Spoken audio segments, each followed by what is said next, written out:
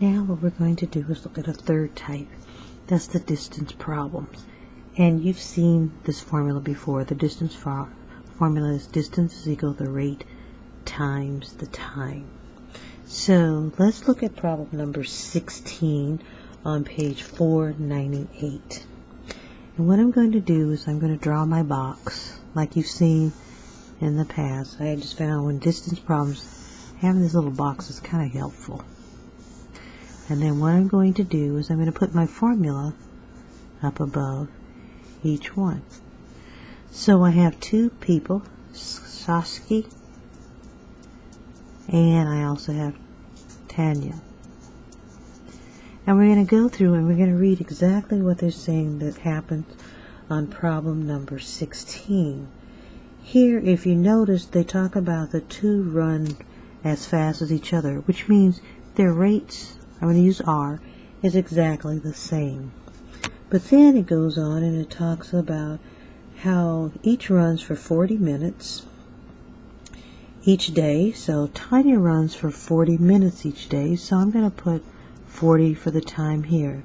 Saskia, if you go, talks about she runs each day for 1 hour. So we're going to keep it as far as minutes.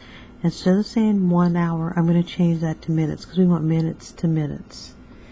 Then if you notice, it goes on, it talks about how Tanya runs a distance of D, and Saskia actually runs 2 more miles, which gives us D plus 2. Now you have everything set up. You actually have two equations if you take a look. What you have here is that you have, I think I'll put it down here, D plus 2, which is equal to 60. And that came from here. D plus 2 is equal to 60R. Okay? Then we also have another equation, which will sit here as well. We have then distance, which is equal to these two, which is 40R. So there you have your two equations. What I'm going to do is that you have a choice whenever you have two variables, substitution or elimination. I'm going to do substitution. Here is my formula here, and if you notice, it's saying that D is equal to 40R. So what I'm going to do is in place of this D, I'm going to put 40R. Now, by using that substitution property, what do I have? I actually end up with 40R plus 2, which is equal to 60R, which is fine. Then I'm going to subtract the 40R from both sides. And I end up with 2, which is equal to 20R, and divide both sides by 20. And you end up with an answer of R is equal to 1/10, or you can write it as a decimal. Okay, now let's go back and see if we actually have answered the question. If you go back, they want to know how far does each run. Well, R represents the rate. It didn't represent the distance. So to be able to find the distance, I'm going to have to go one more step beyond this. I have Tanya.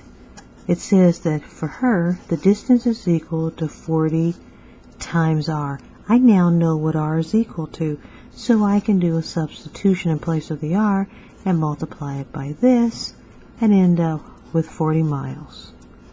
So she traveled 40 miles. Saskia, let's take a look at her. Well, for Saskia, if you go back and look, it says that she ran, what, 2 more, so D plus 2.